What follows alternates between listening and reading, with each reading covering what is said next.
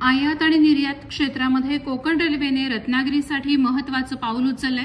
आता रत्नागिरीतून थेट जेएनपीटी बंदरात येथील उत्पादनं पाठवता येणार आहेत। याचा शुभारंभ रत्नागिरीतील प्रसिद्ध गद्रे मरीन एक्सपोर्ट या कंपनीच्या पहिल्या 20 मिनी कंटेनर रेकने करण्यात आला।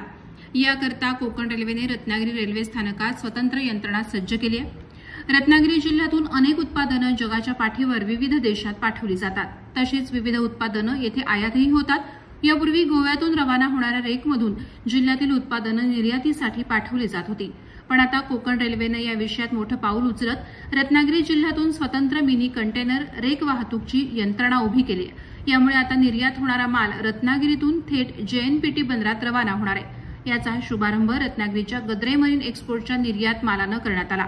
गद्रे मरीन एक्सपोर्टचे पहिले 20 पूर्णतः वातानुकूलित मिनी कंटेनर रेक रत्नागिरीतून रवाना करण्यात आले। कोकण रेल्वेचे विभागीय व्यवस्थापक शैलेश बापट, गद्रे मरीन एक्सपोर्टचे संचालक अर्जुन गद्रे, कोकण रेल्वेचे विभागीय वाहतूक प्रबंधक आणि कोकण रेल्वेचे वरिष्ठ अधिकारी यावेळेला उपस्थित होते।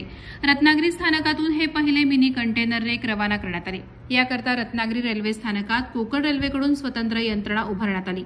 कोकणातील आयात आणि निर्यातदारांना यामुळे गोव्यातून उपलब्ध होणाऱ्या रेकवर अवलंबून राहावं लागणार नाहीये। कोकणातील मत्स्य आणि फळ प्रक्रिया उद्योगांकरता ही मोठी सुविधा कोकण रेल्वेनं उपलब्ध करून दिली आहे। आयात आणि निर्यातदारांसाठी परिपूर्ण सुविधा उपलब्ध करून देण्यासाठी कोकण रेल्वे प्रयत्न करत आहे।